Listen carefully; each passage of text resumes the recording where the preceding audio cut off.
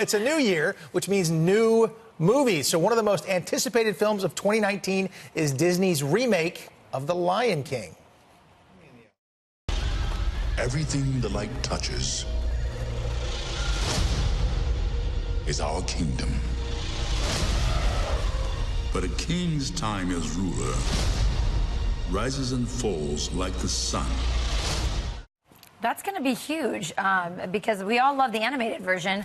Joining us now to count down the biggest movies to look forward to this year, Fox News contributor Kevin McArthur, lover of all movies.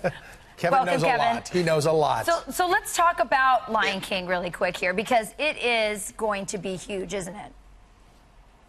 Well, before we get to that, Rachel, Dean, and Pete, Happy New Year to all three of you. Thank you so much for having me on today. It's an absolute honor. And Dean, you know I watched you growing up. This is pretty cool to be on TV with you. Thank you, Kevin. You know, one of the things you know I'm a fan, Dean. But yeah, The Lion King this is going to be amazing. I thought that Jon Favreau did a brilliant job with the live-action remake of The Jungle Book. So I'm very excited to see what he brings here with The Lion King. And James Earl Jones returning to do Mufasa. I love the casting of Donald Glover, Beyonce, Seth Rogen. I don't know how much of this is going to have live action. I mean, obviously, based on the trailers, you're seeing a lot of CGI with the animal aspects. But I'm curious if some of the landscapes were done with practical in-camera work. So we'll see what happens there. I'm very curious about how Jon Favreau is going to kind of work this out. And I wonder if the Elton John aspect, the music, will be a part of it as well. We'll see. I'm excited about that in July. All right, Kevin, that's number 5. Number 4 on your list, Glass.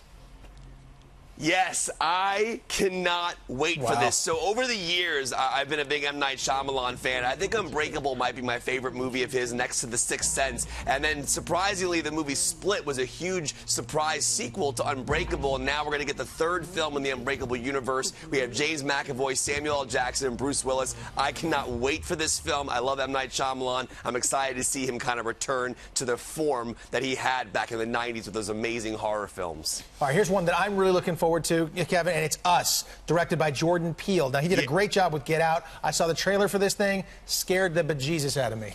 Wow. I completely agree with you. When that trailer hit and you had that I Got 5 on It song playing and then it slows down. I mean, Jordan Peele, people call him a modern-day Hitchcock. He is really a brilliant filmmaker, and Get Out was a great movie on multiple viewings because there were so many Easter eggs put in throughout the film that you have to catch on to. I think Us is going to be the exact same way. You have Winston Duke from Black Panther, also Lupita Nyong'o. This trailer is very scary. I've watched it at least 11 times. I cannot wait to see this movie in March. That's the movie Us. Yeah. Okay, number 2 for you is The Avengers Endgame.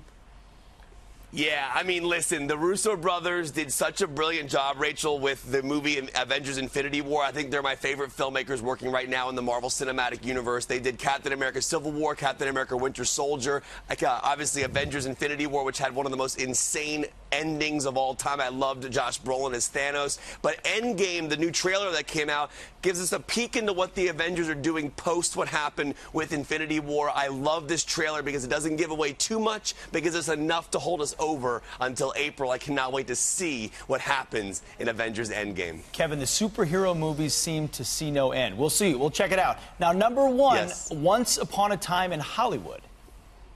Yes, and there's no trailer for this yet. I'm a big Quentin Tarantino fan. I grew up watching films like Reservoir Dogs and Pulp Fiction, not as a young kid, but kind of in high school. And I just love the way he makes his movies, and I'm very excited to see what happens here. This is taking place in 1969 Los Angeles. Leonardo DiCaprio plays an actor, and Brad Pitt plays his stunt double at the time. It also takes place during the Helter Skelter, Charles Manson time period as well. So you have Margot Robbie playing Sharon Tate, and there's no trailer for it yet. So the photos you're probably seeing on screen right now are just Instagram posts from the actors showing their characters, but that's going to be an amazing movie. Lots of great movies in 2019. You have Shazam coming out. I mean, I cannot wait for Captain Marvel, Star Wars Episode 9, so I'm very, very excited about this year in movies for sure.